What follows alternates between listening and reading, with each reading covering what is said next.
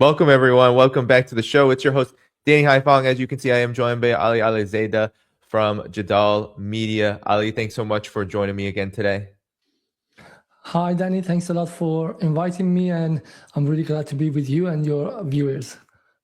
Yes, it's really great to have you back on, Ali. Well, let's get to the breaking news, shall we? Everyone hit the like button as we speak. That helps ensure that this video gets shared far and wide. So how about we start with Ali, the breaking reports about what happened to Qatar and Saudi Arabia last night. Iran, as promised, retaliated after Israel hit the Pars Sands gas site, which is the world's largest, and they promised they were going to hit gas and oil sites all across the region, and that's exactly what they did. Here's just a brief ABC News report about what happened, and then we have more updates in breaking news developments per various sources on Iran's retaliation. But here is this. Shockwaves and uncertainty over oil and gas prices only worsening tonight. Flames shooting into the air as Israel bombs the world's largest gas field in Iran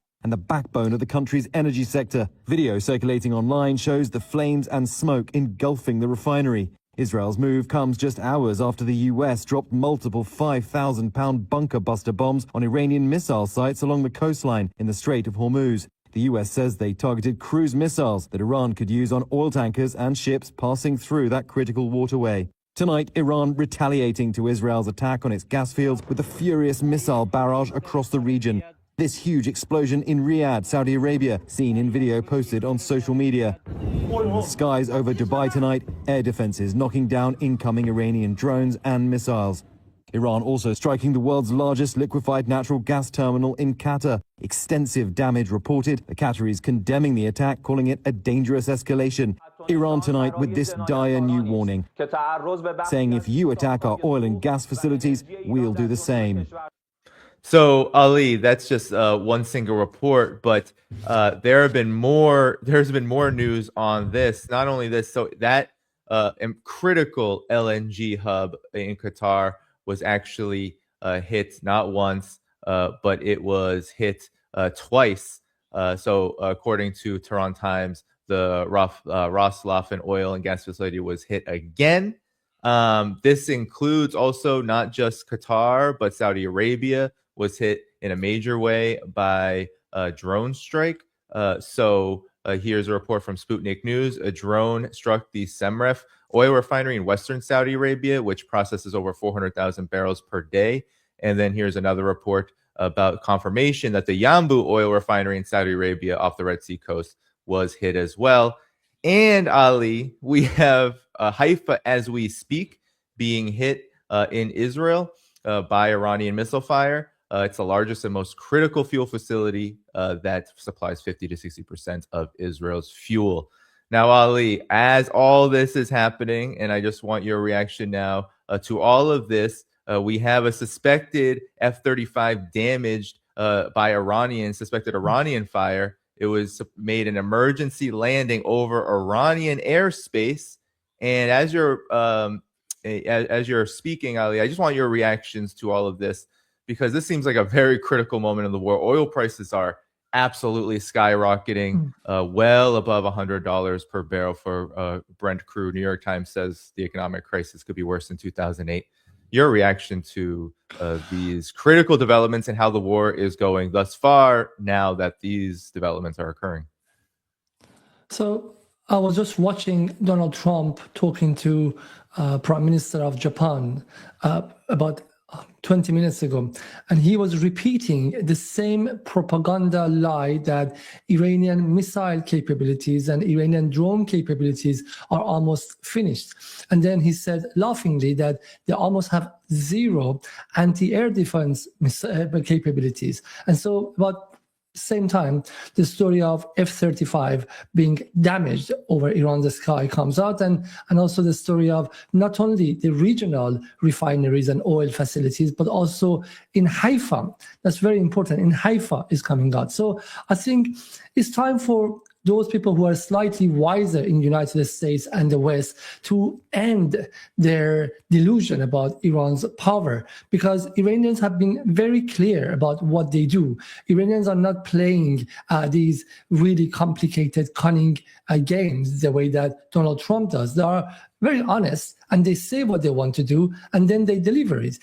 Mr. Marandi, who has been on your program many times, said last year during 12 Days War and before that, that if ever our oil facilities get targeted, we will target Qatar, first of all. And you can see, and people were laughing at Mr. Marandi. And I remember Piers Morgan said, oh, you're a big mouse, you say many things, and none of these things mean anything. Now, where is Piers Morgan to see what Marandi delivered as a message from Iranian military servicemen and decision makers were exactly executed, and that's going to have a massive effect on everyone, including Piers Morgan, because 17% of the biggest LNG, the second biggest LNG producer in the world after the United States, has disappeared from the market overnight. And that means that anyone using LNG and other forms of gas in the world, including in the United States and Britain, they're going to pay higher gas bills next month. So I think it's time for people to take Iran seriously and what they say. And Iranians have said, if we are not going to be able to have our safety and security here, no one in the region and Israel are not going to have it either. So what happened in the last 48 hours, if I'm allowed, let me just have a recap. Israel, who was achieving almost nothing apart from bombing civilian houses, and they've done a lot, don't get me wrong, they have destroyed 42,000 civilian buildings so far in Iran. 42,000 civilian buildings, people like living and the whole blocks going down. They have achieved, in that sense, they've achieved a lot of war crimes, but in terms of real military objectives, they've achieved nothing. So about 2 days ago, they assassinated Ali Larijani, the head of Iran's National Security Council. And that's very important because this assassination is absolute violation of international law. When they were assassinating people like Yahya Sinwar and people like in Hamas,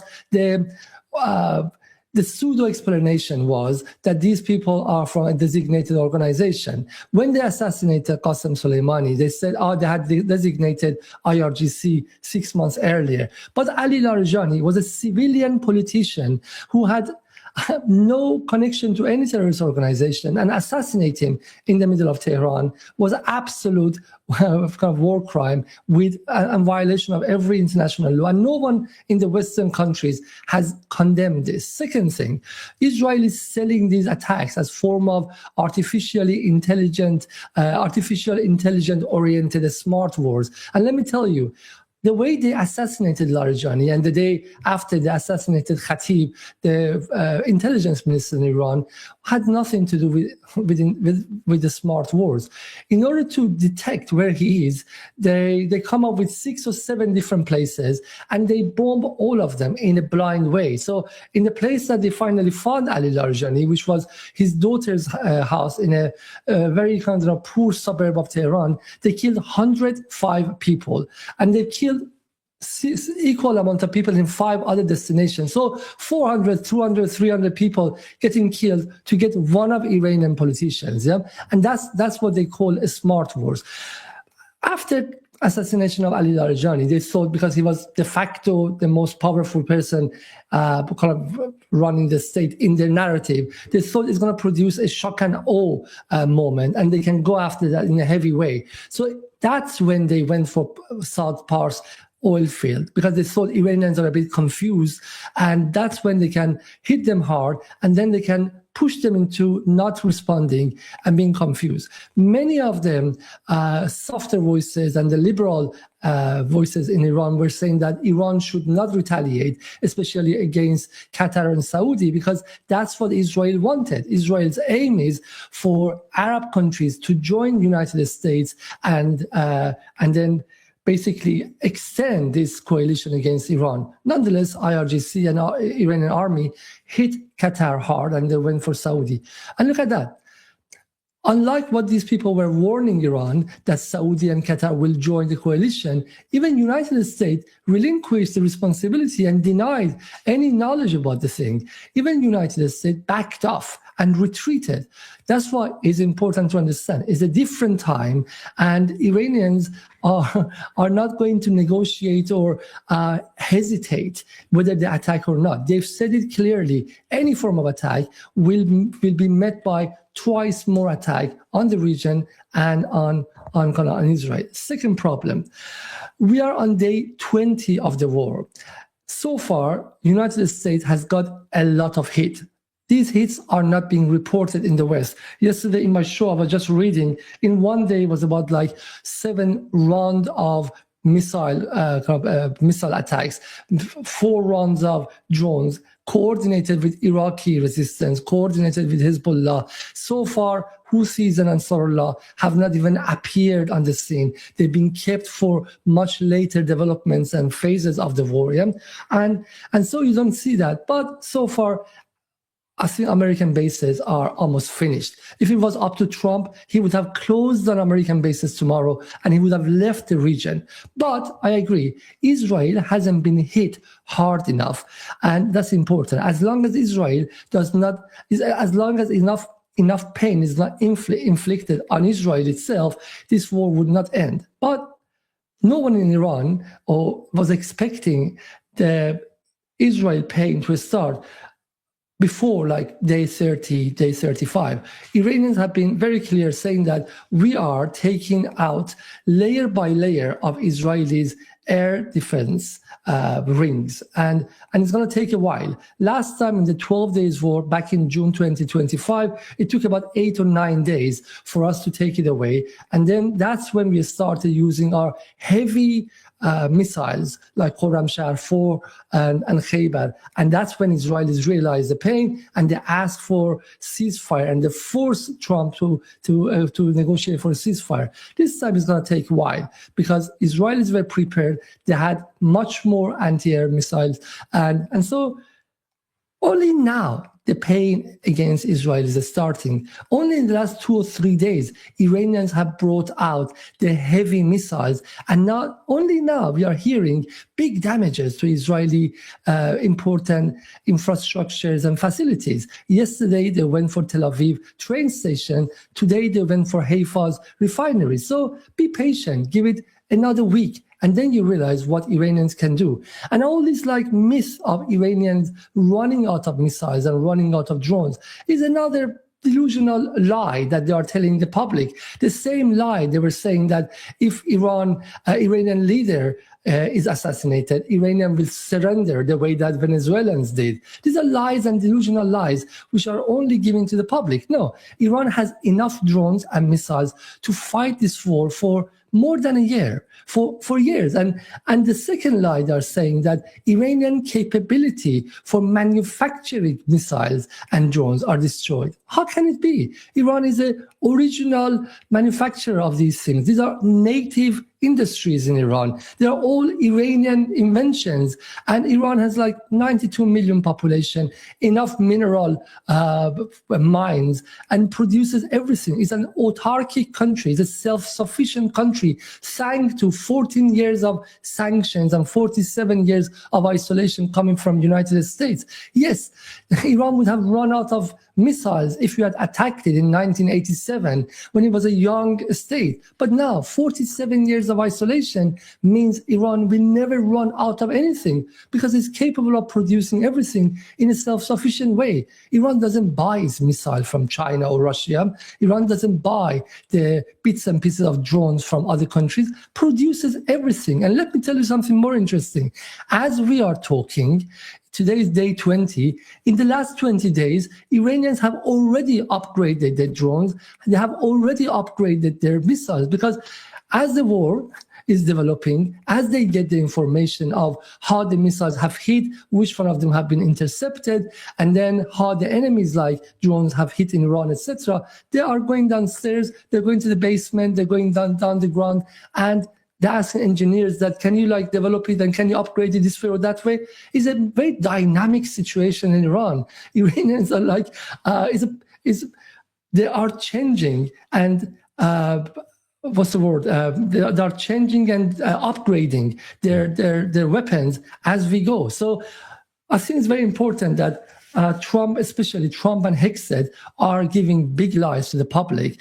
And Iran is counting on this war to be very long. No one in the establishment in Iran is in rush to end this war. So even if Trump comes tomorrow and offer Iran some form of peace deal, no one in Iran will accept, because they know as long as Israel hasn't been punished enough, hasn't learned the lesson to the level that Israel will not attack Iran for at least 10 to 15 years.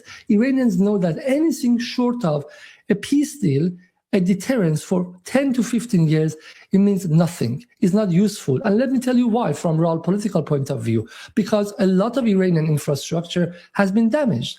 And if Iran wants to build it, Iran will need some investment from China. Iran will need investment from other places. And who would invest in a country which is open to possibility of another invasion or attack in 3 years' time, in 2 years' time? Especially Iran's petrochemical and oil infrastructures, they need like long-term investment, even before this war, because they were exhausted and they were getting old because of sanctions. They wanted 15 years of stability. So as long as Iran hasn't revived its deterrence for a good 10 to 15 years, this war will not end. Iran is not rushed to end it. Yeah. Those are great points, Ali, and really put all this into the context that is not being considered, of course, by Washington. But that means, unfortunately, people in the United States and the West are woefully starved of this kind of information. Now, I wanted to show, you said Trump is big lying right now, and it is not just you who is saying this. So the hit on Qatar energy is that critical hub supplies 20% of all gas in the world. Now, Donald Trump said he had a huge response to this, massive response. I don't know if you saw it, Ali, on Truth Social, shared all over X. I'm not going to read the whole thing, but basically what he says is he had nothing to do, the United States had nothing to do with what happened to the South Pars gas field. He said that Qatar had nothing to do with any of this. So why would it be struck? He promised that Israel would not hit energy sites anymore. And he, of course, threatened to bomb South Pars even more, heavier if Iran does not stop its attacks on regional oil and gas and energy sites. And then, of course, he says he's not going to do it because of the impact it would have on Iranian people, he claims. Now, I wanted to show this, Ali, because it completely contradicts. The Wall Street Journal came out today and talked about how all across the Gulf region, land-based missiles have been used against Iran since the beginning, since February 20th, actually in the initial strike. So this completely contradicts the claim that the Gulf region has nothing to do with this war, that Qatar has nothing to do with anything that the United States is doing. It just shows a complete and lack of utter respect to the truth, Ali. But I wanted your reaction to this because what Iran is doing is so important. It is causing all kinds of panic, I believe, and shock.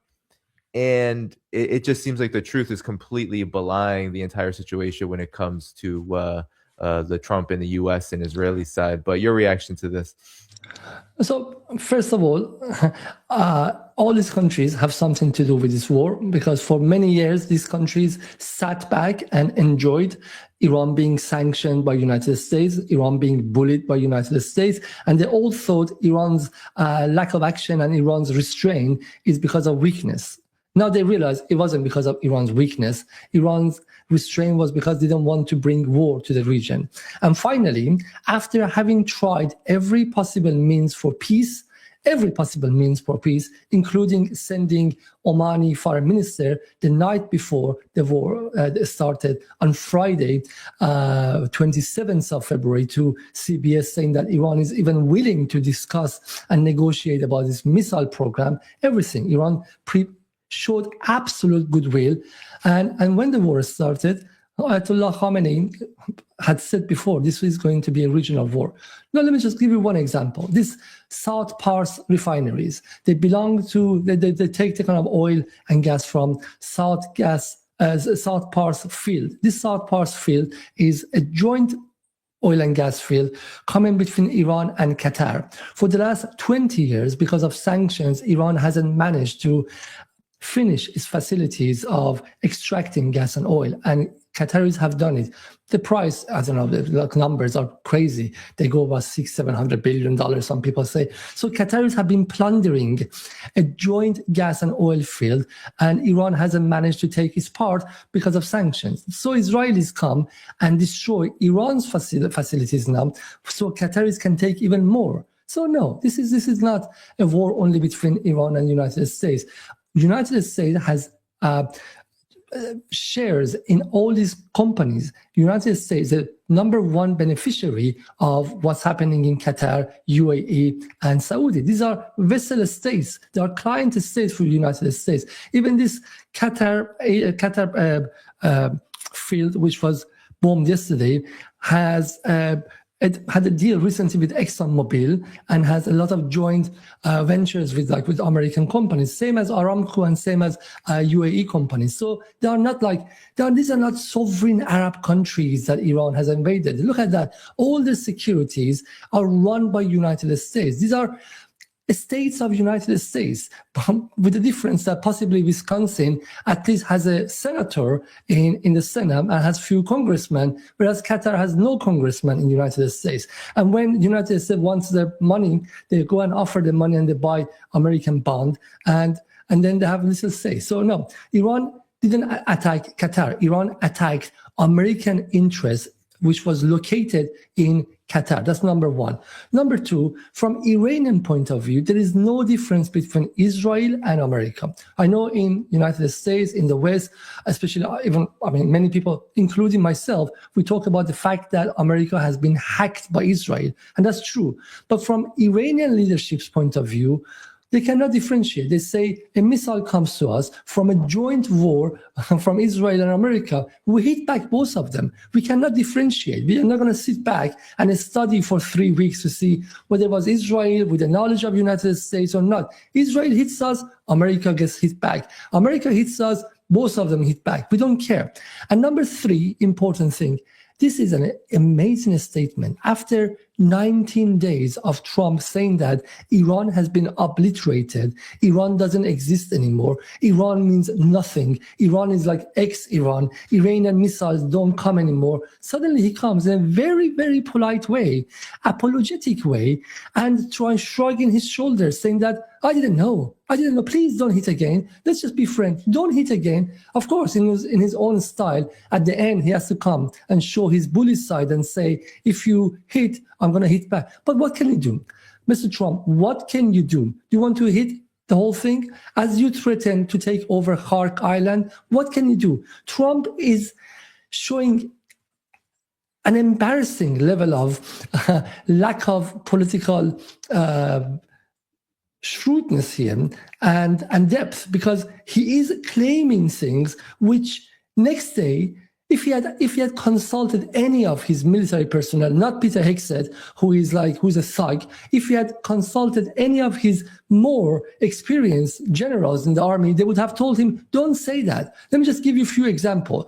Example number one, bombing Khark Island's oil facilities. You know what's going to happen if they do that? That means the water around Khark Island in Persian Gulf is going to be absolutely polluted, which is not going to be useful for water salination. Iran doesn't care about that. Only 2% of Iranian water comes from water salination centers, whereas 70% of the Gulf water comes from water salination. So attacking Khark and bombing Khark Island's oil facility means Qatar, part of Bahrain, and UAE are going to stay thirsty for the rest of the year. So he's coming up with things that he hasn't even looked into the consequences. Second, most amazing and ironic thing, taking out Iranian oil and destroying Iranian refineries means that it's going to be less petrochemicals, less oil, and less LNG in general in the world.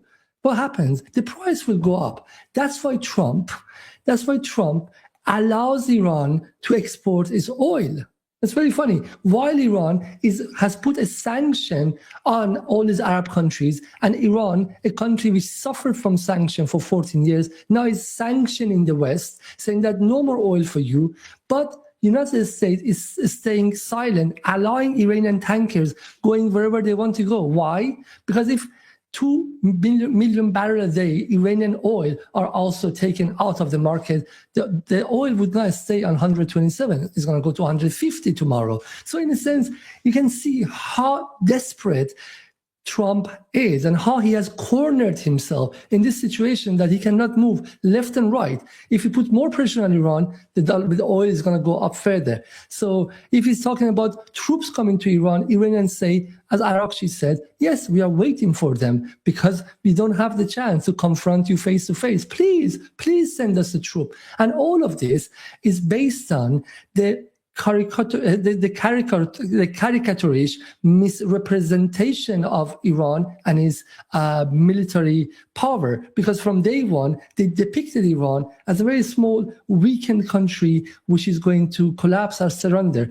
If they had looked into the ability of Iran and how deep-rooted native the military was and how decentralized the command was, they wouldn't have entered the war in the first place. Or if they had, they would have prepared themselves for a very long, costly war. And I'm sure in that situation, they would have realized it wasn't worth it. It wasn't worth it. So we're in a situation that attacking Iran is almost becoming unbelievably costly for the United States. But at the same time, he has no off-ramp because all his off-ramps are destroyed. So he has to wait for losing more and more, especially in economy, for the next 3-4 weeks without being able to do anything specific about that.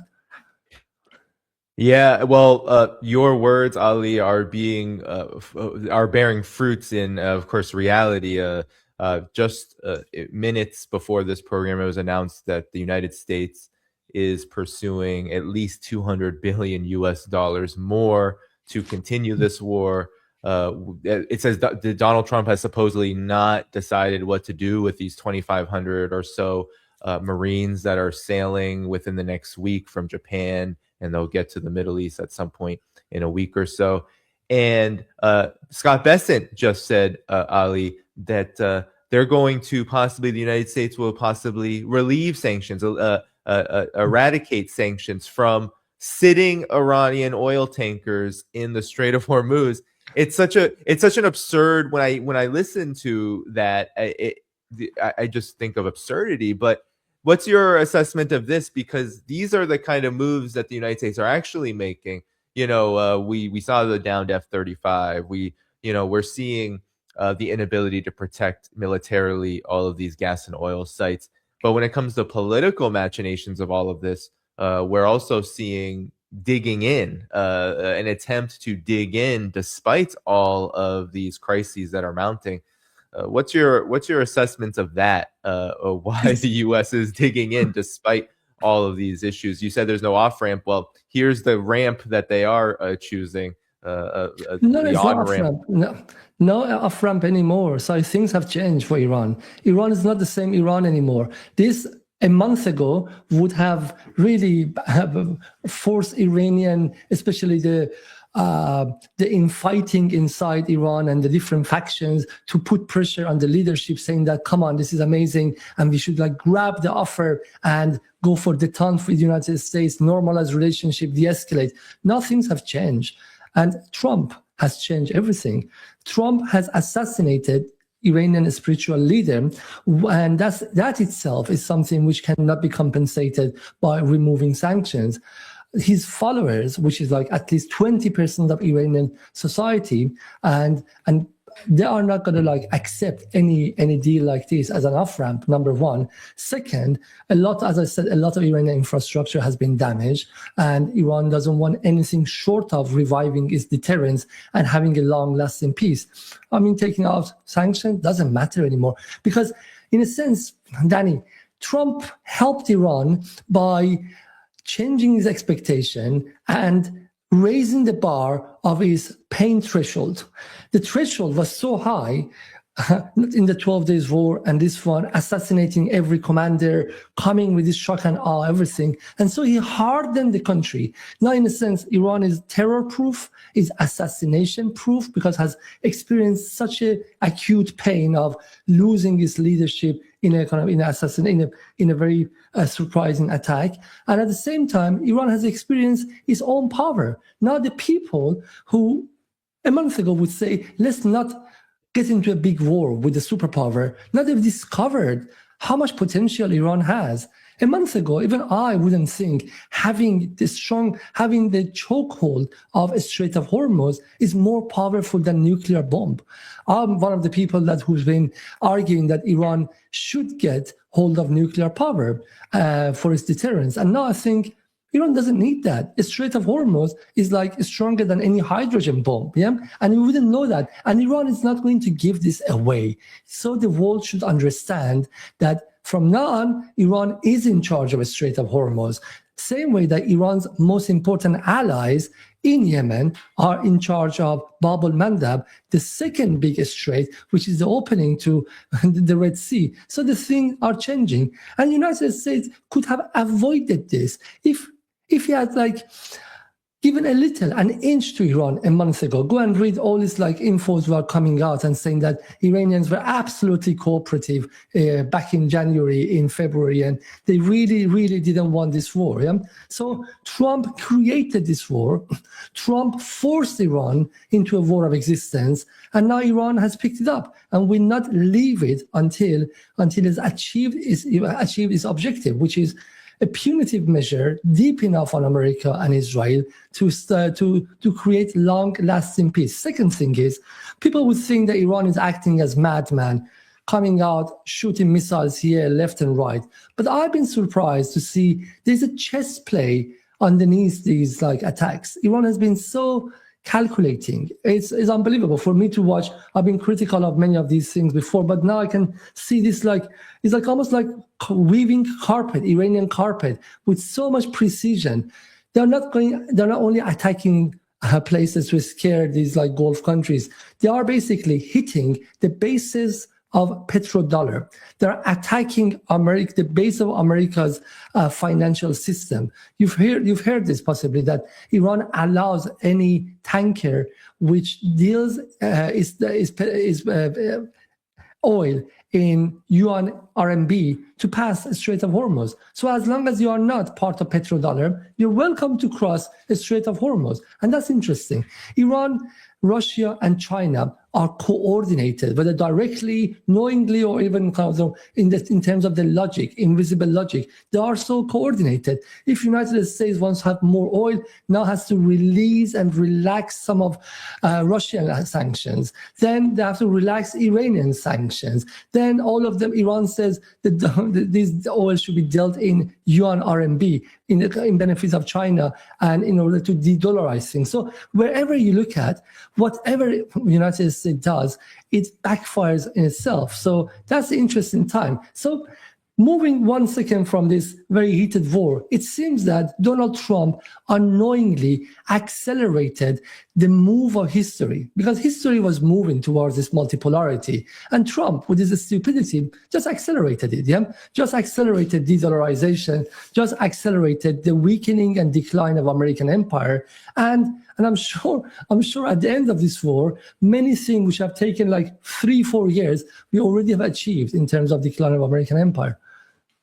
And one more point you said. Sure. As someone from Iran who has witnessed how sanctions destroyed lives of at least 3 generations, I've witnessed how 3 or 4 million Iranians migrated out of Iran because of sanctions, how it destroyed Iranian universities, research. And Iran really, really tried everything to remove some of the sanctions through negotiation and goodwill and doing its obligations in JCPOA and didn't achieve anything. For me, it's very ironic that now America is removing Iran's sanction, because at the end of the day, it's a lesson in realism. You need to bring Mearsheimer. It's a lesson in realism. The power comes from the cannon, from the gun, not from diplomacy. Yeah.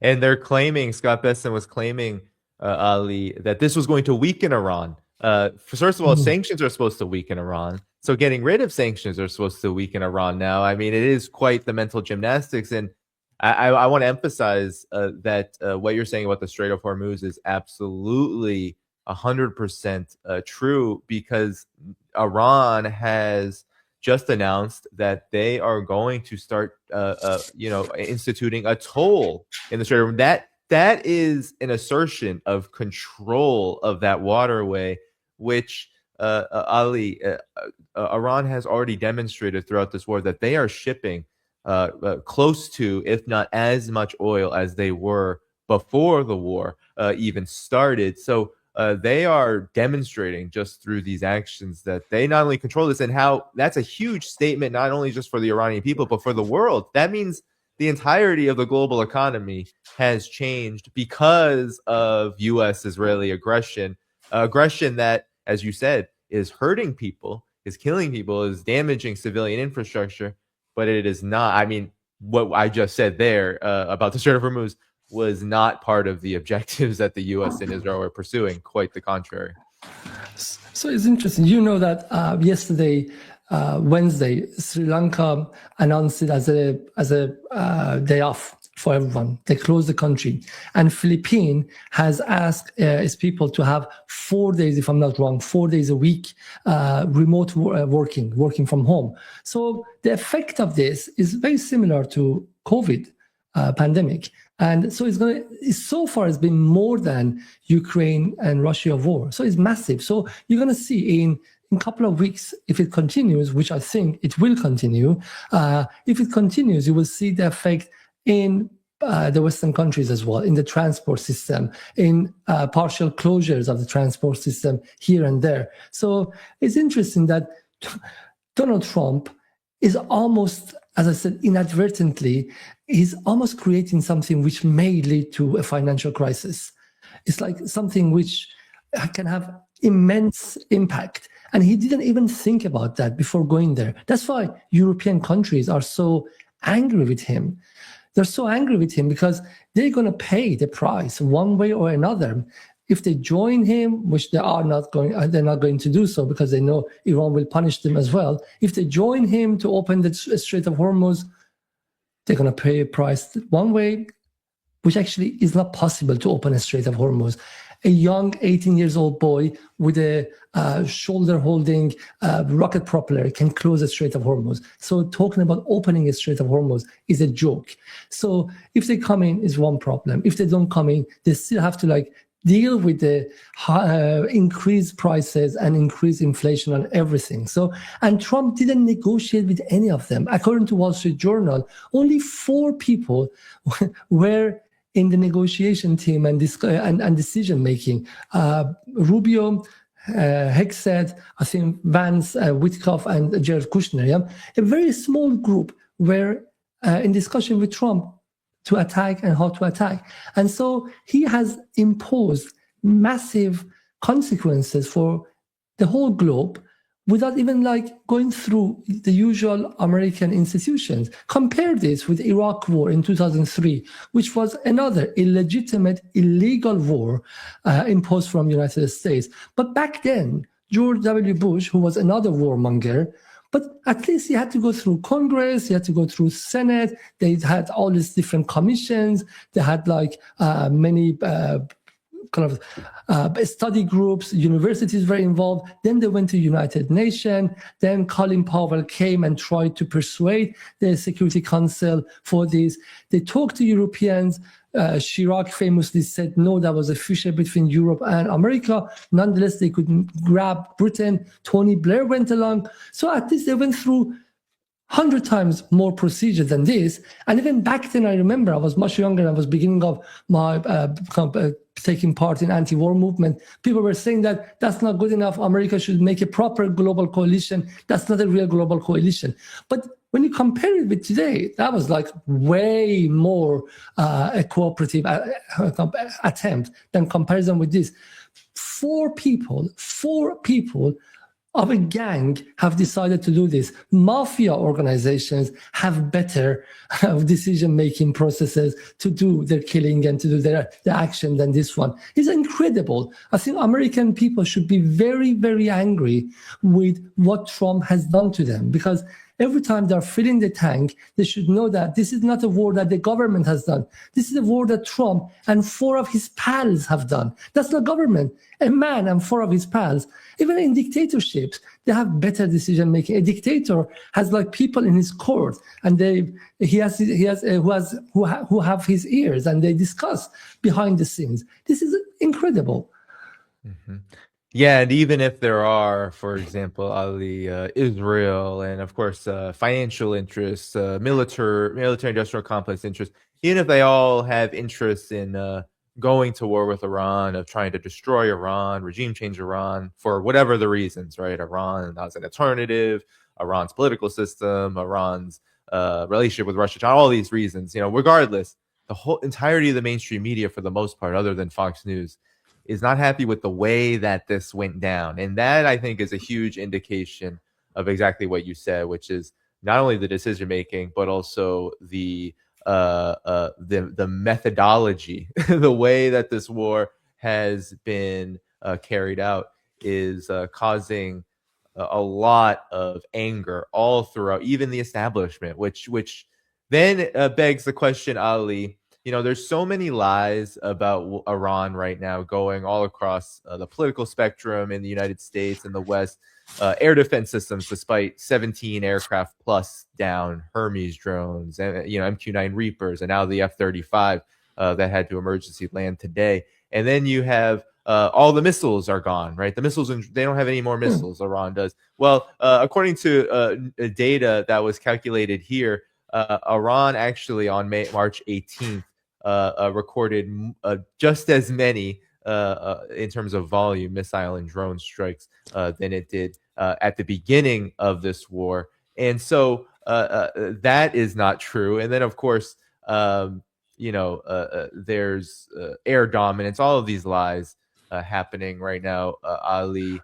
Militarily, it seems that Iran, there's a huge campaign to try to portray Iran as too weak.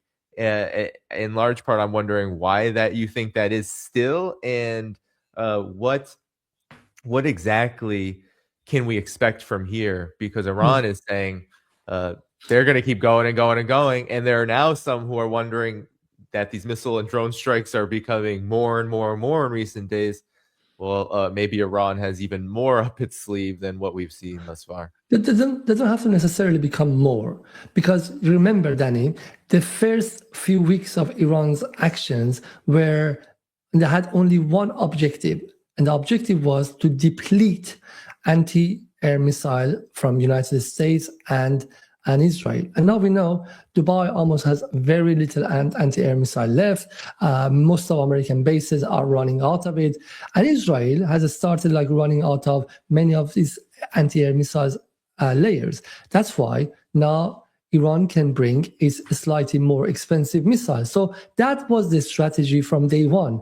Iranians, they don't even follow the news. Those who are behind the launchers, they are not even following the news. So Trump is wasting his time doing these psychological warfare, saying that they'll run out of missiles or not. Because those who are in charge, they have made a decision before that, and they prepared themselves for losing the chain of commands, because they knew that assassination is possibly the most powerful and common weapon of Israel, because they know Israel is a terrorist state, and so that's possible. So they've been told that if you don't hear anything from the center, that's the map. You have to go for the next 2 weeks, and then week 3, week 4, week 5, week 7, week 8, week 9, week 10. So what they did, they designated many layers of command. So if the first commander is killed and martyred, second layer, third layer, up to 8 layers, I've heard, of commandship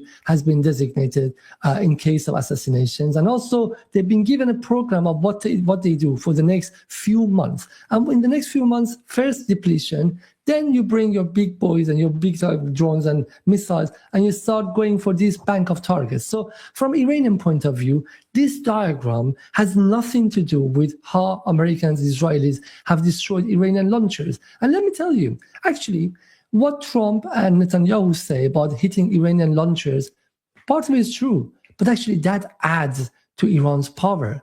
Yesterday, I was talking to someone and saying that in Kermanshah, they're bringing big men, like 110 kilogram, 200 pounds men. They're bringing them back in a small bag of 5 kilogram. They are the young Iranian boys who are behind the launchers, missile launchers, despite all the possibility of assassination and threat. And they stay there and they go. If one of them gets martyred, next one goes. One launcher gets destroyed, they bring the next launcher from the depots. Yeah, and that's the important resilience that country has. That's why they're like talking nonsense when they think Iran is made of missiles and drones. Iran is made of people who have immense resilience and will to resist because they're defending the country against aggressors. I'm sure if an aggressive country would have attacked the United States, people would have behaved differently than those people who are sent 10, 15, 20,000 kilometers away from homes to go and kill strangers that they don't even understand why they're there. So that's why, because Iranians are defending, and this is like a strong ideology they have for the independence. They have a lot of will to be behind the launchers, getting martyred, next one come, and at the same time manufacturing more launchers. That's why the image sold about Iran is nonsense and absurd and lie from beginning to end, that Iran is running everything. Iran doesn't run out of anything. So that's why these missiles will continue, and then they just, in the last 4 days, every single missile has been either with a warhead of 1 or 2,000 kilogram. 2,000 kilogram. Most of them are cluster heads or multi-heads. So when they go up, it's impossible for Israelis to detect them. And that's why every day passing, the pain will be more and more on Israel. So let me just tell you why the lie. The lie comes from Israelis. Israeli think tanks and Israeli oriented media are telling these lies to Trump and his administration, because Israel think that every day passing in this war, they are managing to destroy more of Iranian infrastructure and degrading Iran's power for the long term. Yeah? Yes, it's true. If this war would go to day 28, Israel so far has damaged a lot of Iran's infrastructure. So in a sense, if I want to show you Iran was from here and Israel, so far Israel isn't up. But on day 30, Iran would go up. And on day 40, the pain that Iran has inflicted will be much more and more. That's why I think it's still too early in the war to think about whether Israel's strategy of elongating this war by these lies is effective or not. In 2 weeks' time, I'm sure Netanyahu will be begging Trump for offering and imposing a ceasefire on Iran, the same way that he did before, back in 12 Days War.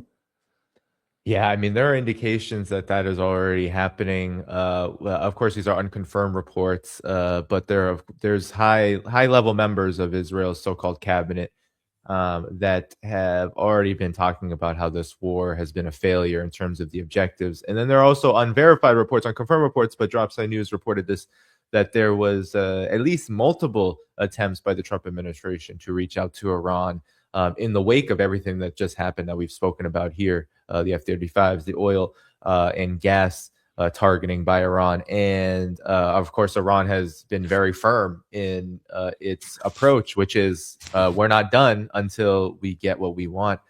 So that leads to Ali. I wanted to ask you as we get toward the hour here about, you mentioned this as being a regional war. You mentioned Yemen has not joined. Hezbollah is fighting very hard against Israel right now. The Iraqi resistance did, although the U.S. CENTCOM says differently, but the Iraqi resistance has taken credit for downing a KC-135. I mean, we have a regional war as we speak. I don't know how the United States, Ali, maybe you can help us understand how the United States and Israel can win such a war, especially when not even all of the elements have come into play. I've been surmising that when the economic situation becomes just absolutely uncontrollably and intolerably painful, that's when Yemen is actually going to come in and close Bab el-Mandeb, and that will just lead to a catastrophe that I don't know if we've ever seen before. So your thoughts on the regional nature of this war and how it affects the calculus of the trajectory of it. We were told this war was sold to the United States by repetition of the lie by many people, including some of the liberals who are anti-war today, saying that Iran has weakened after assassination of martyr Sayyid Hassan Nasrallah and after collapse of Assad's state in Syria and his flight to Russia, and saying that Iran is weak. And that weakness became the propelled Trump to attack this thing. And now what we see the same weakened Hezbollah, the Hezbollah which was degraded and had to be fully disarmed, has really paralyzed Israel. I mean, north of Israel, not only north of Israel, Hezbollah is shooting rockets and missiles into Tel Aviv. More than 200 missiles in the first 2 weeks. And that's unbelievable. So you can see Hezbollah hasn't been degraded. Yes, partially weakened, but these are resistance group. And Iran's military is a militarily resistant state. Resistance can never be obliterated because it's in the people's, as Trump likes to say, DNA. If you're being attacked, invaded, and occupied, you have every bit of will to fight back. And that's why Hezbollah hasn't been degraded. And you can see that's what we've been doing. Iraqi resistance that we heard so much that is finished, is off, and needs to be co-opted in the rest of Iraqi army. Iraqi resistance did so much that America evicted the country.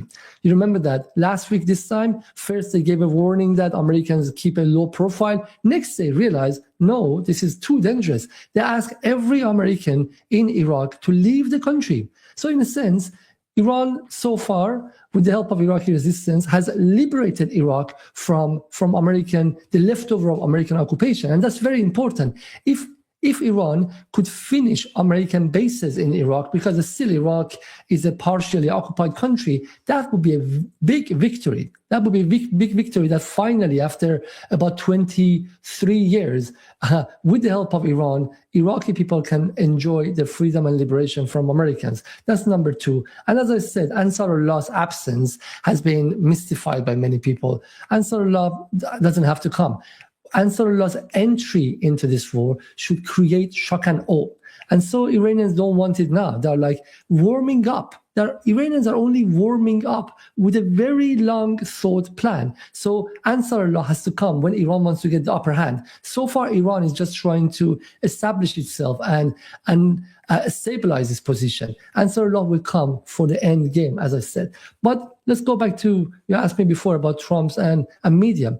In his tweet in Social Truth 2 days ago, he mentioned the bad fake news media like New York Times and radical left newspapers like Wall Street Journal. So in a sense, you should be very delusional to call Wall Street Journal belonging to Murdoch. Murdoch is a man that I don't know whether you know or not, but he's having regular private dinner with Donald Trump. And they've been very close pal until recently. But of course, Murdoch and Wall Street Journal, they have loyalty to the market and to the stock market and to the oligarchs as well. And they know this war is going to be very costly for them. So they have to publish a little bit of the truth. And Trump is very angry. So if building of Wall Street Journal and New York Times gets hit by American drones, don't get surprised. I think Trump, every night going to sleep, has more grudge about his own American media at the moment than Iranians. Joking apart, I think this war, I don't see any off-ramp. Not because Trump is not going to come up with off-ramp, because Iranians are not willing to accept it, as I said before. And the only possibility for the end of this war is when there's enough resistance inside the United States, both by anti-war movement and by also inside MAGA, and also inside part of American ruling class establishment who are witnessing how being taken hostage by Israel is damaging to their interests. This is not even 2003 war that military industrial complex was benefiting, because military industrial complex was benefiting from selling to Qatar, Saudi, and Bahrain. And these countries are not going to buy from America. They're all going to tilt to China and Russia from now on. So I don't think even military industrial complex is benefiting much from this. I think Israel is benefiting most. And as long as there is not enough resistance to liberate United States from the shackle of this Israeli hostage taking, I don't think this war can end properly. But this is an opportunity. Every day passing, I think should be louder voices against this hostage taking and against this hacking of United States sovereignty by a bunch of like Zionists inside the United States and Netanyahu and the rest of his criminal gang. And Ali, now finally, I this has just happened, and I just noticed the reports on it. But the Gulf states, speaking of regional war, the Gulf states came together after the Iranian strikes on Saudi, Qatari, the big ones, but also Kuwait, energy sites. They came together to condemn Iran. But now it gets even worse. Saudi Arabia is saying that patience in the Gulf is not unlimited. And Saudi's foreign minister is saying that regional neighbors have significant capabilities with which to respond to Iran's aggression. Now, this is just unbelievable, Ali, because in my estimation, if anyone is just looking at this soberly, it's the U.S. and Israel that started the war in Iran. It's the U.S. and Israel that were using the Gulf states, that Saudi Arabia and others, to launch this war in Iran. And now that Iran has retaliated in this way, now they're claiming that they're going to enter the war independently to hit back against Iran. It just maybe help as we reach the end here, help the audience understand why this might be an absolutely absurd assertion made by Saudi Arabia. But first of all, America and Israel have been running about 1,000 sorties a day. So what does Saudi Arabia want to do? They want to add 5, 10, 20 sorties a day. Let it be. From Iranian point of view, when you're being attacked by an elephant, the addition of one little mouse doesn't change anything. And let me just remind you something. Saudis might be deceived by the very expensive weaponry they bought from the United States. But using this weaponry needs some military knowledge, understanding, and will. Back in 1990, when Saddam Hussein invaded Kuwait, he also entered Saudi's territory and went up to 100 kilometers inside Saudi. Saudi, having bought all these very expensive aeroplanes, fighter jets, tanks from America, they realized they cannot even run them. So they called George Bush the father and begged him to come to the region to save them. And he came. He brought his bases inside the holy Islamic land of Saudi, which caused Saudis a lot of trouble later. And at the end, he sent them a check, $150 billion. So I don't think Saudis saying that the patience is not limited or unlimited has any difference. And plus, as I said, Ansarullah are waiting, a very determined organization who have lost 370,000 of its people in the war that Saudi imposed on them between 2015 and 2020. 370,000 Yemenis, most of them innocent civilians, a lot of them children, were killed by Saudis. If Saudis come into this war, Ansarullah will immediately be activated. Saudis have to remember what happened back in September 2019 when a swarm of drones came from God knows where, south of Iraq, from Yemen, who knows where, and destroyed Aramco, and they had to close the biggest oil refineries and facilities for weeks and weeks. And that was when Saudis realized that they are not a rival to Iran, and they came with the proposal to have a detente with Iran. So they should not just go and remember that event, and they shouldn't bluff at all. They are not in the position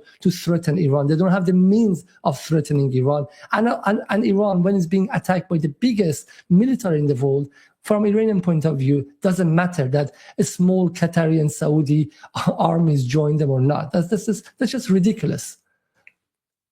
Yeah, it doesn't seem to change anything beyond maybe a cosmetic kind of approach to all of this. Well, Ali, is there anything you want to... Gives legitimacy to Ansarullah. Gives legitimacy to Ansarullah to re-enter this war. So, as everything they did, I mean, if it wasn't for attacking Khark, Iran wouldn't have Khark Island. Iran wouldn't have the legitimacy of attacking Fujairah. If it wasn't for attacking South Pars Field, Iran wouldn't have the legitimacy to attack Qatar. So, in a sense, every move they do, they are just getting themselves deeper and deeper in the quagmire. Yeah? I think if they stay silent and stable, will be better, because so far Iran hasn't done anything preemptively. And if I have 1 minute, many people criticize the state for why not preemptively attacking United States while everyone knew that Trump is going to attack Iran. And now I think Ayatollah Khamenei, he was right.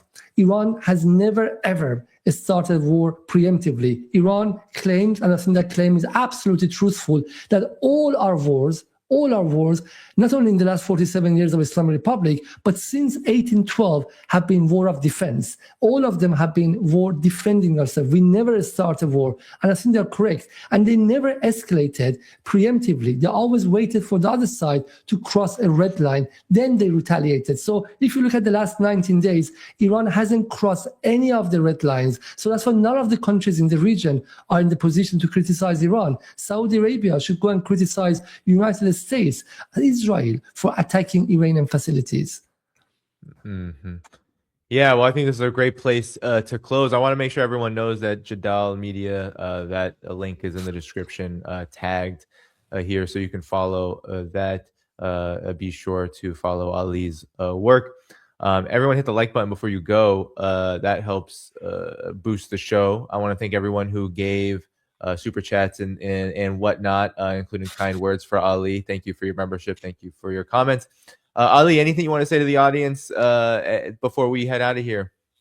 I think, the gang of criminals, the gang of those who blackmailed politicians in America, they have played with fire, and everyone, including me and you, Danny, we're going to pay for this fire, apart from witnessing innocent children dying in Iran, apart from witnessing more civilians paying the price, but also is going to be the working classes across the world, across the globe, who are going to pay the price for this. So I think it was a bit disappointing not to see millions of people outside on the street opposing this war. So wherever you are, you should show your opposition to this war. This is a war created by less than a handful of criminally minded people, and people should say no to them. People should say no. We shouldn't just watch the media and feel frustrated. We should get on the streets or any other way and oppose it. Because if we don't oppose it now, bigger wars are going to come,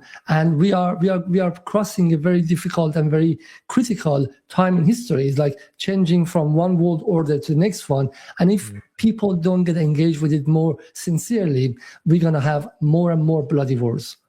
Yeah.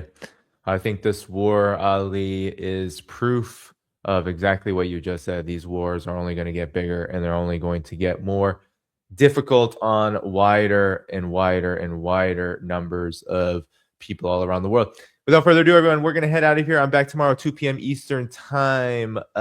Be sure March 20th to view that. Go to the video description for all the places to support this work, Patreon, Substack, and much more. You can find Ali on Jadal Media there as well. And I will see you all tomorrow, 2 p.m. Eastern, March 20th. Bye-bye. Bye-bye.